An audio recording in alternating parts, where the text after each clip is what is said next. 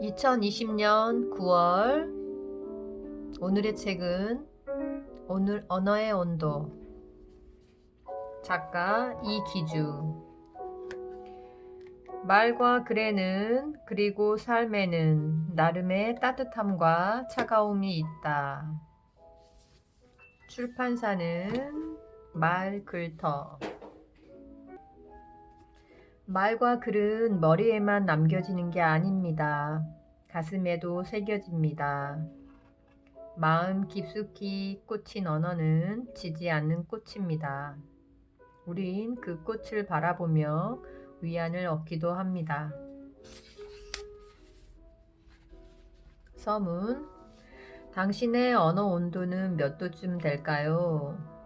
섬세한 것은 되게 아름답습니다. 그리고 예민합니다. 우리말이 대표적입니다. 한글은 점 하나, 조사 하나로 문장의 결이 달라집니다. 친구를 앞에 두고 넌 얼굴도 예뻐 하려다 실수로 넌 얼굴만 예뻐 라고 말하는 순간 서로 얼굴을 붉히게 됩니다. 언어에는 나름의 온도가 있습니다. 따뜻함과 차가움의 정도가 저마다 다릅니다. 온기 있는 언어는 슬픔을 감싸 안아줍니다. 세상살이에 지칠 때 어떤 이는 친구와 이야기를 주고받으며 고민을 털어내고 어떤 이는 책을 읽으며 작가가 건네는 문장에서 위안을 얻습니다. 용광로처럼 뜨거운 언어에는 감정이 잔뜩 실리기 마련입니다. 말하는 사람은 시원할지 몰라도 듣는 사람은 정서적 화상을 입을 수 있습니다. 얼음장같이 차가운 표현도 위태롭기는 마찬가지입니다.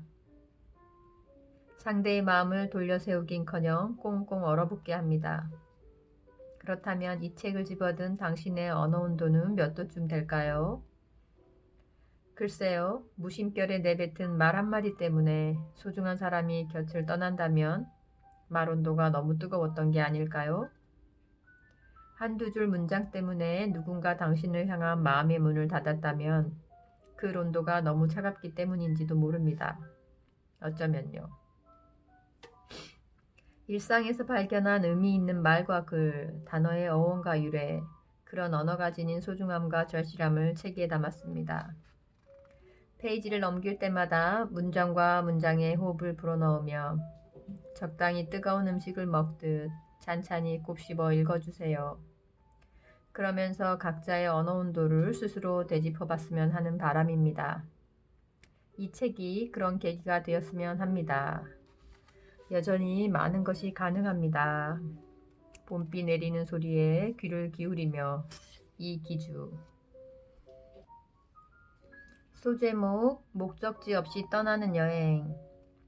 후배 녀석이 7년 넘게 사귄 여자와 실컷 싸우고 헤어졌다. 녀석은 그녀를 잊어야겠다는 핑계를 대며 지인들과 술을 마셨는데 얼큰하게 취하고 나서는 옛 여자친구 얘기를 꺼냈다. 만고불변의 진리가 떠오른다. 늘 술이 문제다. 중요한 건 평소 문학이나 드라마와는 담을 쌓고 사는 녀석의 입에서 이런 말이 튀어나왔다는 거다. 선배, 우린 목적지 없이 여행길에 올랐던 것 같아요. 목적지 없이. 녀석의 표현이 그랬다.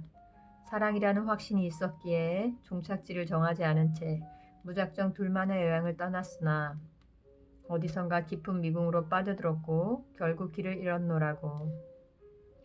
그러면서 녀석은 괜찮아요. 곧 잊을 테죠 하고 마음에도 없는 말을 뱉으며 전두엽이 잘려나간 사람처럼 흐리멍덩한 눈으로 날 바라봤다.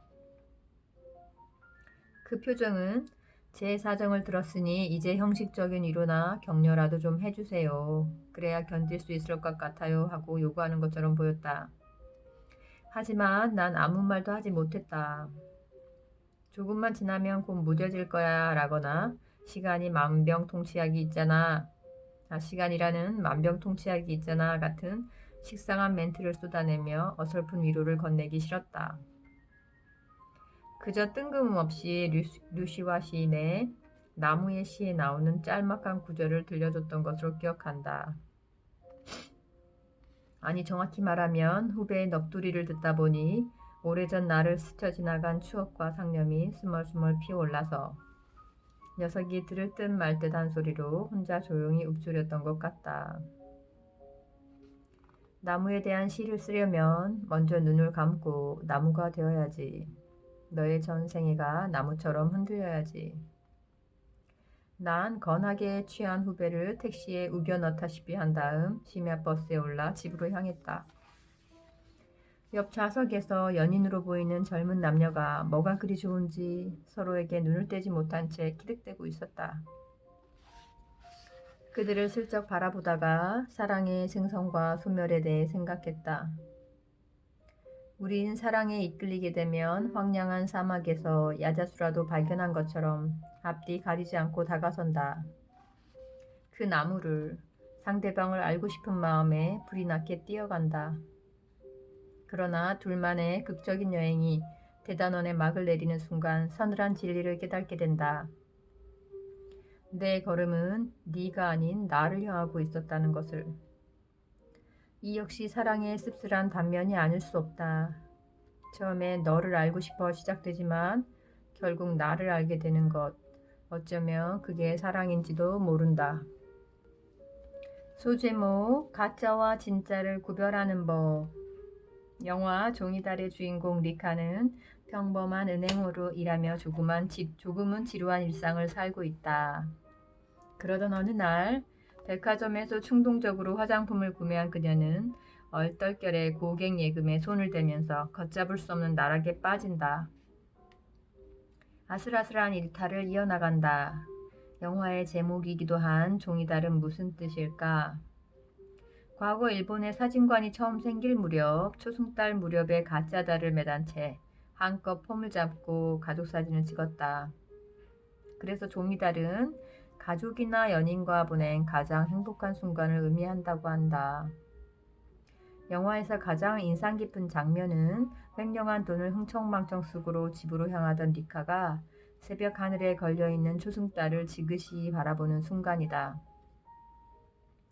이는 관객들에게 훔친 돈으로 누리는 행복도 행복일까, 가짜 행복일까 라는 질문을 던지는 것처럼 보인다. 글쎄다, 리카의 행복은 진짜도 가짜도 아닌 어쩌면 사이비 행복이 아닐는지. 사이비. 비슷하기는 하지만 가짜인 것을 의미한다. 물건으로 치면 정교한 모조품이다. 사이비는 진짜와 비슷하다. 그래서 때로는 진짜와 구별하기 어렵고 때로는 진짜보다 더 진짜 같기도 하다. 하지만 사이비의 생명은 짧다. 유통기한이 그리 길지 않다. 진실한 것이 아니기에 언젠가는 그 실체가 탄로나고 만다. 물건이 그렇고 사람이 그렇고 감정도 그렇다. 그렇다면 진짜와 가짜를 쉽게 구별하는 요령이라도 존재하는 걸까? 특별한 방법까지는 아니지만 다음 이야기가 도움을 줄지도 모르겠다. 오래전 경제부 기자 시절 시중은행의 위패 감별사를 만난 적이 있다. 그는 빠른 손놀림으로 한치의 오차도 없이 슈퍼노트를 감별해내는 가짜 돈 전문가였다. 슈퍼노트는 초정밀 위조 달러. 궁금했다. 진짜 지폐와 가짜 지폐를 가르는 잣대가 무엇인지. 그와 주고받은 대화를 요약하면 대략 이렇다. 사장님, 요즘 육안으로 구별하기 어려울 정도로 정교한 위패가 많다고 하던데요. 네, 그럴수록 진짜에 대한 확신이 있어야 해요. 가짜를 걸러내려면 진짜를 잘 알아야 하죠. 그렇군요. 그래도 가짜를 보면 뭔가 감이 온다거나 그런 게 있나요? 너무 화려하면 일단 수상한 지폐로 분류합니다. 네? 화려한 게 위패일 가능성이 크다는 말씀인가요?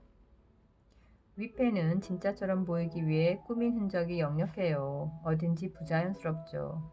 가짜는 필요 이상으로 화려합니다. 진짜는 안 그래요. 진짜 지폐는 자연스러워요. 억지로 꾸밀 필요가 없으니까요. 소제목 내가 아닌 우리를 위한 결혼. 몇 해 전에 늦장가를 간 선배가 있다. 선배는 깐깐한 남자였다. 최고의 신부감을 찾기 위해 최고의 결혼 정보 업체에 가입했고 주말마다 최고급 호텔에서 선을 봤다.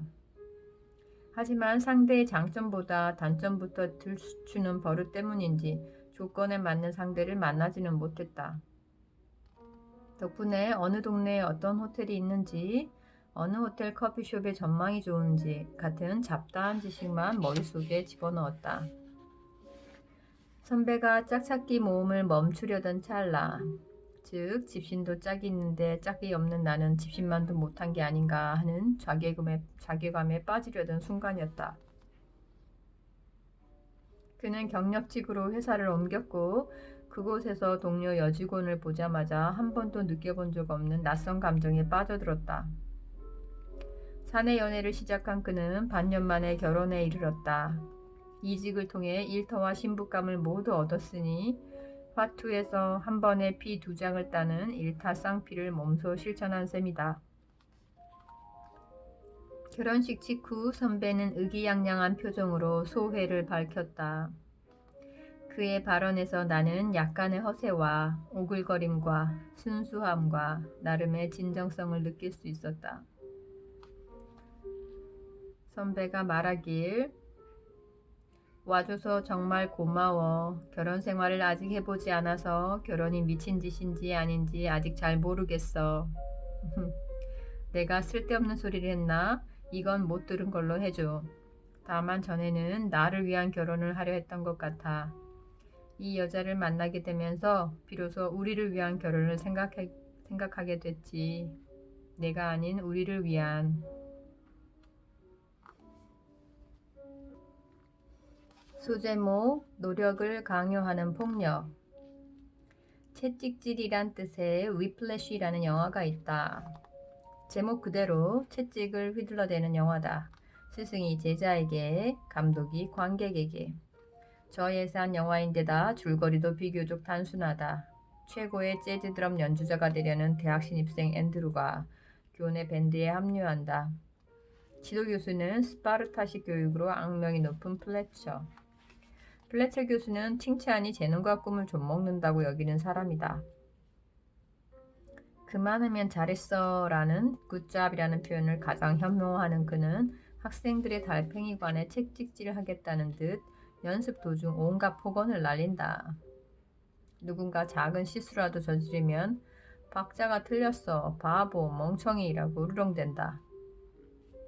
그가 자신의 혀로 휘두르는 채찍은 제자들의 귀뿐만 아니라 자존심을 후려친다. 누군가 내게 플래처 교수처럼 학생을 극한까지 몰아붙이더라도 잠재력을 끄집어내기만 한다면 그만 아닌가요? 하고 묻는다면 난 반대일세라고 답할 것이다. 노력은 스스로 발휘할 때 가치가 있다. 노력을 평가하는 일도 온당하지 않다. 일 때문에 연락하는 사람 중에 종종 내 노력에 등급을 매기려는 이들이 있다. 그런 관심은 정말이지 부담스럽다. 상대가 부담스러워하는 관심은 폭력에 가깝고 상대에게 노력을 강요하는 건 착취에 가깝다고 나는 생각한다. 영화에서 기억에 남는 장면이 하나 있다. 앤드루가 사촌과 성공의 기준을 두고 언쟁을 벌이자 이를 못마땅하게 여긴 아버지가 한마디 쏘아붙인다. 34세 빈털터리가 되고 술과 마약에 취해 죽는 게 성공이라고 할 수 없지, 안 그래? 유명 재즈 연주자인 찰리 파커의 삶을 빗대 드럼 연주자가 되겠다는 아들의 꿈을 에둘러 평가절하한 것이다. 그러자 앤드루가 눈을 부릅뜨고 대든다. 저는 34세 죽더라도 사람들이 두고두고 이야기하는 사람이 될 겁니다. 영화라서 가능한 멘트였으리라. 뭐 그렇다 해도 이 얼마나 순수하고 절박한 대사인가. 영화는 우리가 현실에서 감히 토해내지 못하는 말을 대신해 주는 것 같다. 그뿐이랴. 게다가 어떤 영화는 어두운 방에서 문을 열면 빛이 들이닥치는 것처럼 순식간에 어린 시절 기억을 되살려 내 마구 솟구치게 한다. 영화를 관람하고 극장을 나서는 순간 마음 한구석에 은밀하게 숨겨놓았던 스위치 같은 게 딸깍 하고 들어오는 이유도 여기에 있지 않나 싶다.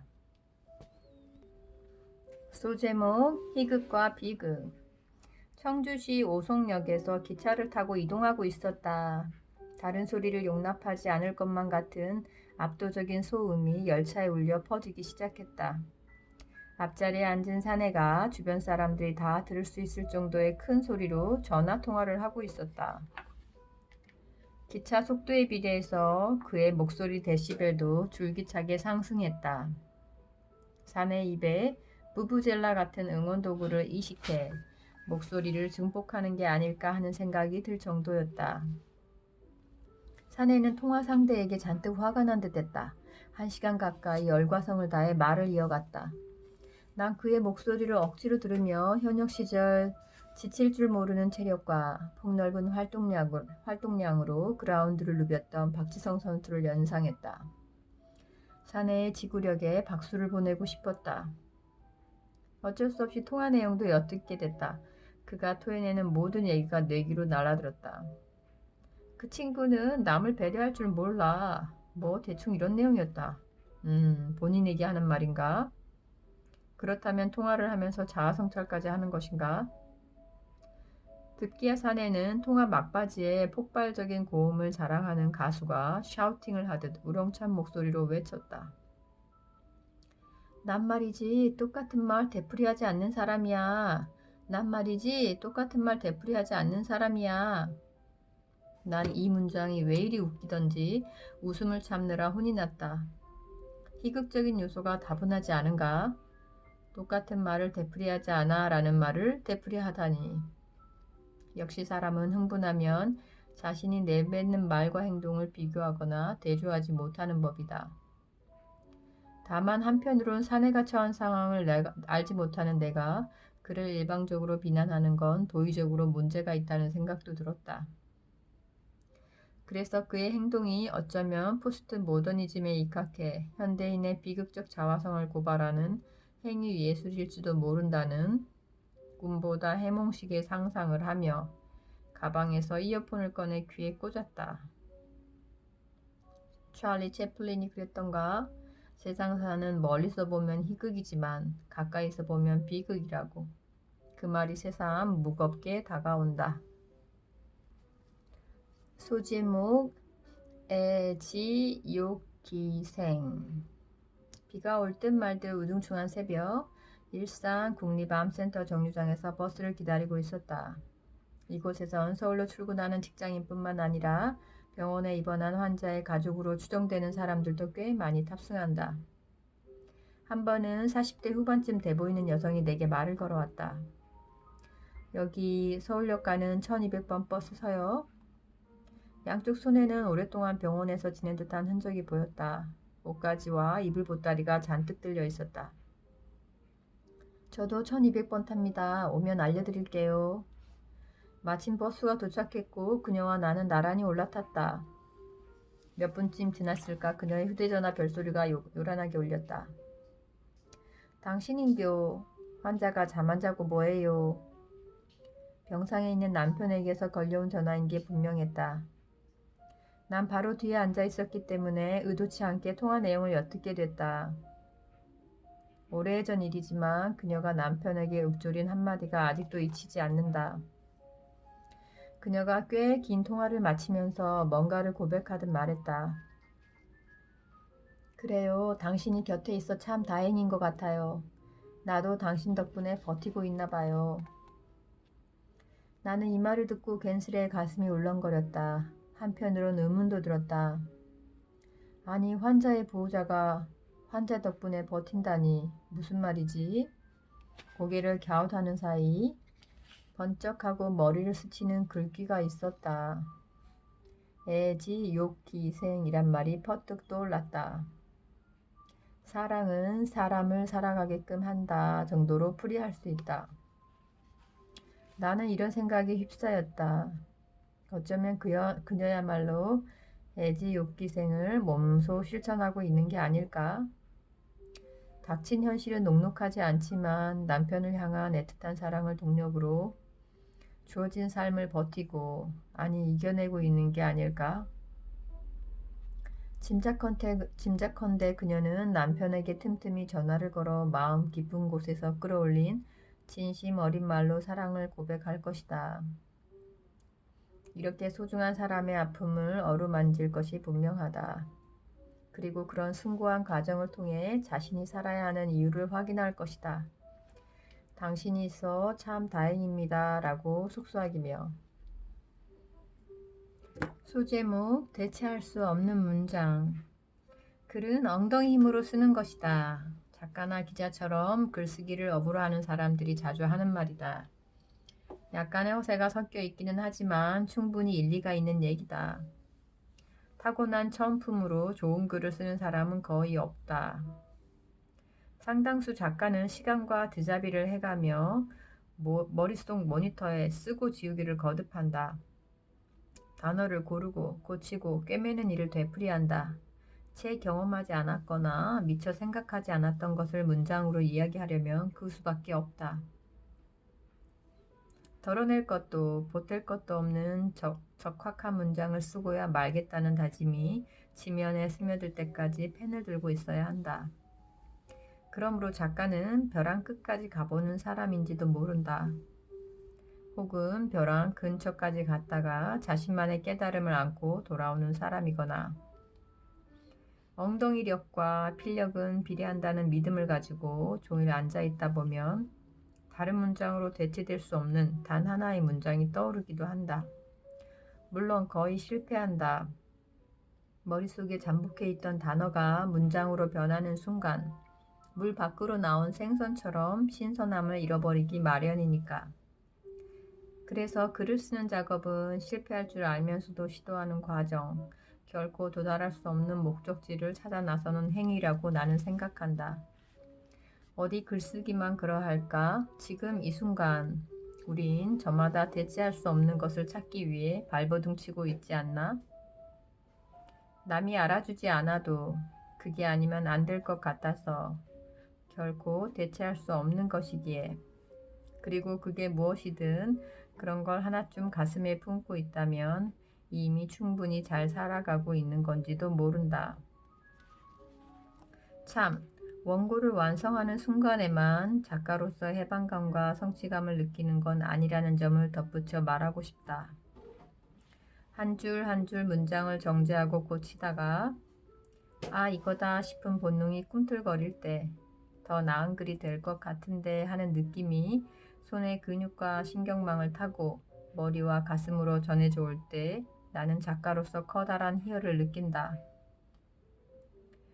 꽃도 그렇지 않나? 화려하게 만개한 순간보다 적당히 반쯤 피었을 때가 훨씬 더 아름다운 경우가 있다. 절정보다 더 아름다운 건 절정으로 치닫는 과정인지도 모른다.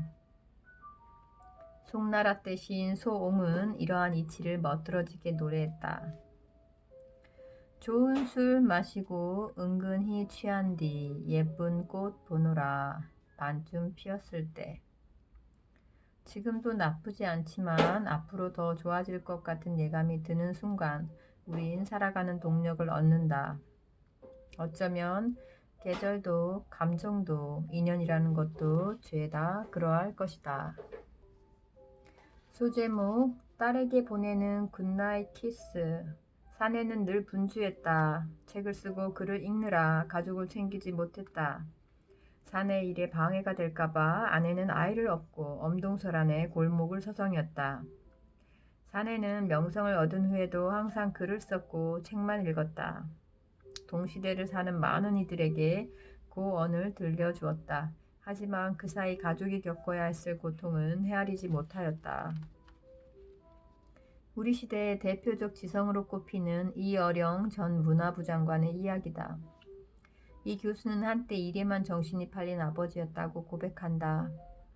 어린 딸이 잠자리에 들 때 그 흔한 굿나잇 키스조차 건네지 않았다고 한다. 세월이 흘렀다. 암에 걸린 딸은 아버지보다 일찍 세상을 등지게 된다. 홀로 남은 아버지는 지난 날을 자책하고 눈물을 참아가며 딸에게 우편번호 없는 편지를 보낸다. 딸에게 보내는 굿나잇 키스라는 책을 통해서. 서점을 배회하던 어느 날 이 책을 집어들어 그 자리에서 끝까지 읽었다. 페이지를 넘기다가 나는 아래 구절에서 시선을 멈추고 숨을 가다듬었다. 딱 한 번이라도 좋다. 낡은 비디오 테이프를 되감듯이 그때 옛날로 돌아가자. 나는 글 쓰던 펜을 내려놓고 읽다만 책장을 덮고 두 팔을 활짝 편다. 너는 달려와 내 가슴에 안긴다. 내 키만큼 천장에 다다를 만큼 널 높이 들어 올리고 졸음이 온 너의 눈, 상기된 너의 뺨 위에 굿나잇 키스를 하는 거다. 소제목 자세히 보면 다른 게 보여. 운전을 하며 강변북로를 지나고 있었다. 앞서가던 차들이 갑자기 비상등을 켰다. 운전자들은 엑셀과 브레이크를 번갈아 밟았다. 형형색색의 차들은 일정한 리듬을 타며 군무를 추듯 가고서기를 반복했다. 이 와중에 획일적인 박자에 몸을 맡기기 싫다는 듯 성미가 급한 일부 운전자는 자신만의 리듬으로 쉴 새 없이 경적을 울렸다. 앞차 꽁무니만 주시하며 핸들을 잡고 있던 나는 환기도 시킬 겸 조수석 창문을 슬며시 열었다. 후덥지근한 열기가 빠져나가자 바통 터치를 하듯 상쾌한 바람이 창을 비집고 들어왔다. 나는 바람에 이끌려 오른편으로 고개를 돌렸다. 파란 하늘은 어느새 붉은빛으로 물들어 있었고 가을 햇살을 머금은 강줄기가 보석처럼 반짝반짝 빛나고 있었다. 뭐든 자세히 보면 다른 게 보이는 것 같다. 강물만 해도 그렇다. 버스를 타고 달리다 새까만 한강을 한참 바라보면 알게 된다. 강 위를 떠다니는 게 물만은 아니라는 것을. 바람이 흐르고 있고 햇살도 내려앉아 있다는 것을. 달팽이의 별이라는 다큐멘터리 영화가 있다. 달팽이처럼 촉각에만 의지해 느린 걸음으로 세상을 사는 남편과 척추 장애를 앓는 아내의 사랑 이야기다. 영화에 이런 대사가 나온다. 우린 가장 귀한 것을 보기 위해 잠시 눈을 감고 있습니다. 가장 값진 것을 듣기 위해 잠시 귀를 닫고 있습니다. 진짜 소중한 건 눈에 잘 보이지 않는 법이다. 가끔은 되살펴야 하는지 모른다. 소란스러운 것에만 집착하느라, 모든 걸 삐딱하게 바라보느라 정작 가치 있는 풍경을 바라보지 못한 채 사는 건 아닌지, 가슴을 쿵 내려앉게 만드는 그 무엇을 발견하지 못하는 게 아니라 스스로 눈을 가린 채 살아가는 것은 아닌지.